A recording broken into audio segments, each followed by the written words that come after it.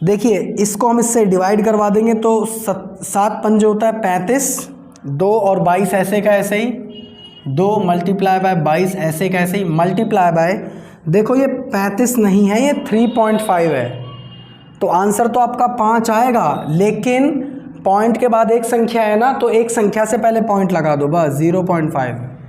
ठीक है, मैं फिर समझा देता हूँ, आप इसे 3.5 मत समझिए, इसे 35 समझिए, 7 पंजे 35, 5 आ गया। अब पॉइंट के बाद एक संख्या है ना, इसी प्रकार पॉइंट से एक पहले आप वो एक संख्या से पहले। तो कैसे हैं आप सब लोग, आई होप आप सब बहुत अच्छे हैं। मैं अपने यूट्यूब चैनल के आर स्टडी पॉइंट पर आप सभी का स्वागत करता हूं। आज हम क्लास 10th की मैथमेटिक्स की न्यू बुक की एक्सरसाइज 12.1 का क्वेश्चन नंबर 9 हिंदी में सॉल्यूशन करने वाले हैं इसी वीडियो में। अगर आपके पास ओल्ड बुक है तो उसके अंदर ये 13.1 का क्वेश्चन नंबर 9 ये होने वाला है। वीडियो को आप जस्ट शुरू से लेकर लास्ट तक देखें, अगर आप बीच में स्किप डाउन या फास्ट फॉरवर्ड कर देंगे तो आपके पास एक सॉल्यूशन तो होगा, बट आपके डाउट्स वैसे के वैसे ही रहेंगे, आपको कुछ भी समझ नहीं आएगा। लेकिन उससे पहले अगर आपको फॉर्मूले याद नहीं है इस चैप्टर के, तो मेरी आप इंट्रोडक्शन वीडियो जाके देख सकते हैं, वो मैं बना चुका हूं। इसलिए फॉर्मूले सारे के सारे आप याद कर लेना, क्योंकि बिना फॉर्मूले के आप ये भूल जाओ कि आप ये कोई क्वेश्चन कर भी पाओगे। आपको समझ तो बहुत बेहतरीन तरीके से आएगा, लेकिन आपको फॉर्मूले याद होना बहुत ज़्यादा जरूरी है। और अगर आपको क्वेश्चन नंबर 1 से लेकर 8 तक कोई भी क्वेश्चन का सॉल्यूशन चाहिए, जो सभी के पीछे वाली वीडियोस देख सकते हैं, मैं उसे कंटिन्यूस अपलोड कर चुका हूं, या फिर उन सभी का लिंक मैं अपने डिस्क्रिप्शन बॉक्स में अटैच कर दूंगा, वहाँ पे जाके एक बार आप चेक कर लेना। बिना किसी टाइम वेस्ट के इस इंटरेस्टिंग वीडियो को करते हैं स्टार्ट। लेकिन उससे पहले अगर आपने अभी तक चैनल मेरा सब्सक्राइब नहीं करा है तो ईमानदारी से उसे कर लीजिए सब्सक्राइब, ऐसी और वीडियोज़ के लिए। तो बिना किसी टाइम वेस्ट के इंटरेस्टिंग वीडियो को करते हैं शुरू। क्वेश्चन नंबर 9 आपके होम स्क्रीन पे आ रहा होगा, एक बारी मैं आपके साथ पढ़ देता हूं। उसका डायग्राम कुछ इस प्रकार होगा, फिर क्वेश्चन को समझा देंगे, डायग्राम को एक्सप्लेन कर देंगे, देन करना चालू करेंगे। ठीक है, देखिए क्वेश्चन नंबर 9 आपका क्या कह रहा है। ये कह रहा है लकड़ी के एक ठोस बेलन के प्रत्येक सिरे पर एक अर्धगोला खोदकर निकाल लिया जाता है। ठीक है, एक वस्तु बनाई गई है, जैसा कि आकृति देखो आपको 13.11 में ये दिखा भी रखा है, मैंने इधर बना भी रखा है। ठीक है, ये कह रहा है यदि बेलन की ऊंचाई, जो इसकी ऊंचाई है वो आपकी कितनी है, 10 सेंटीमीटर है, तथा आधार की त्रिज्या 3.5 सेंटीमीटर है, तो इस वस्तु का संपूर्ण पृष्ठीय क्षेत्रफल क्या होगा। देखिए क्वेश्चन आपका क्या कह रहा है। सबसे पहले कह रहा है कि ये जो आपका बेलन है, इसकी जो संपूर्ण जो हाइट है, मतलब यहाँ से लेके यहाँ तक, वो है आपकी 10 सेंटीमीटर है। ठीक है, यहाँ से लेके यहाँ तक। इसी प्रकार जो उसकी त्रिज्या आपको, मतलब यहाँ से लेके यहाँ तक आपको जो त्रिज्या दे रखी है इसके अंदर, वो आपको दे रखी है 3.5 सेंटीमीटर्स। अब सिंपल सी बात है, ये आपकी 3.5 सेंटीमीटर है, तो ऊपर वाली भी ऐसे ही 3.5 सेंटीमीटर होगी, ये वाली तो 3.5 सेंटीमीटर। और इसकी हाइट आपको पहले ही दे रखी है, क्या दे रखी है आपको, 10 सेंटीमीटर दे रखी है।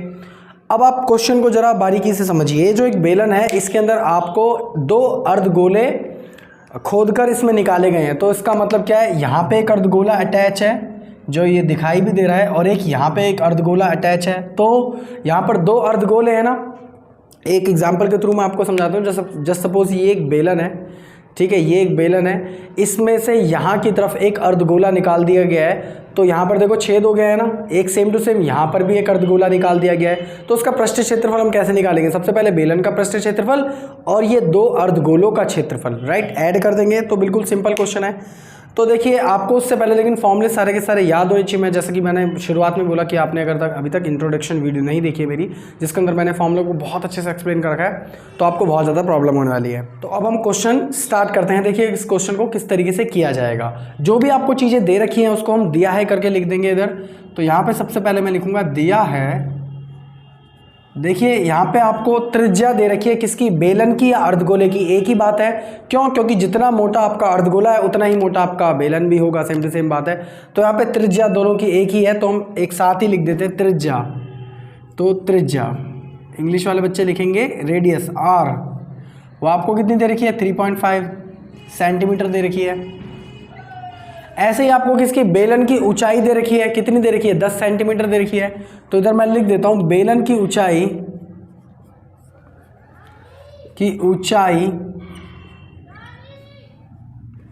हाइट वो आपको कितनी दे रखी है, 10 सेंटीमीटर आपको दे रखी है। ठीक है, बस इसके बाद आपको क्या निकालना है, पृष्ठीय क्षेत्रफल निकालना है, जो कि बहुत ज़्यादा इजी है। देखो हम पृष्ठीय क्षेत्रफल कैसे निकालेंगे, उससे पहले हम यहाँ पे लिखेंगे प्रश्न के अनुसार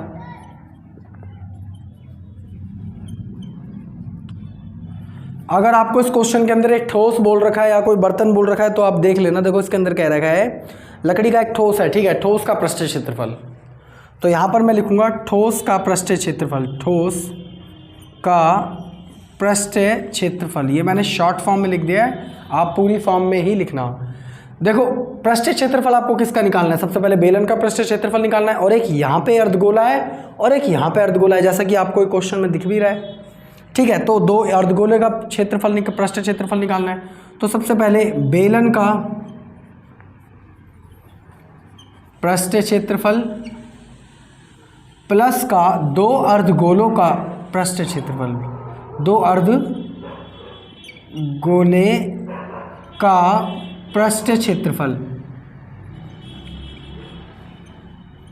ठीक है। यहाँ पे दोबारा से फॉर्मूले आ गए हैं, तो मैं बार बार आपको यही समझाना चाहता हूँ, अगर आपने को फॉर्मूले याद नहीं है तो आप कुछ भी नहीं कर सकते, फॉर्मूले जाके याद कर लिए, अगर याद है तो बहुत बेहतरीन बात है, फिर तो आपके लिए चैप्टर बहुत ज़्यादा ईजी है, ठीक है। देखो भाई बेलन का पृष्ठीय क्षेत्रफल आपका क्या होता है, वो होता है आपका 2πRH प्लस का दो ऐसे का ऐसे ही, क्योंकि दो अर्धगोले हैं, मल्टीप्लाई बाय अर्धगोले का पृष्ठीय क्षेत्रफल क्या होता है, वो होता है आपका 2πr²। सिंपल। अब इसको हम करना स्टार्ट करते हैं। ये हम क्या निकाल रहे थे, पृष्ठीय क्षेत्रफल, तो यहाँ पे शॉर्ट फॉर्म में लिख देते हैं। अब देखिए यहाँ पे आपका 2πr और यहाँ पे भी 2πr कॉमन है, तो उसको हम बाहर ले लेंगे, तो अंदर क्या बचेगा, 2πr हमने बाहर ले लिया, अंदर क्या बचा आपका h प्लस का ये वाला 2, और यहाँ पे दो r थे, मतलब r का स्क्वायर था, तो सिर्फ बचा अंदर r। चलो इसे हम थोड़ा सा सॉल्व करा लेते हैं। देखो दो ऐसे का ऐसे ही, अगर आपको पाई की वैल्यू दे रखी है कोई स्पेशली सर्टेन, तो आप वो रख सकते हैं, वरना 22/7 तो हमेशा है ही।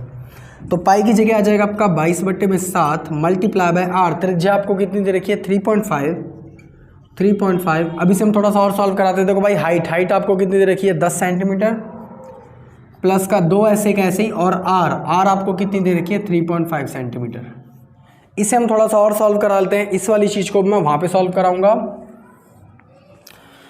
देखिए इसको हम इससे डिवाइड करवा देंगे, तो 7 पंजे होता है 35, 2 और 22 ऐसे का ऐसे ही, 2 मल्टीप्लाई बाय 22 ऐसे का ऐसे ही, मल्टीप्लाई बाय, देखो ये 35 नहीं है, ये 3.5 है, तो आंसर तो आपका 5 आएगा, लेकिन पॉइंट के बाद एक संख्या है ना, तो एक संख्या से पहले पॉइंट लगा दो, बस 0.5, ठीक है। मैं फिर समझा देता हूँ, आप इसे 3.5 मत समझिए, इसे 35 समझिए। 7 पंजे 35, 5 आ गया।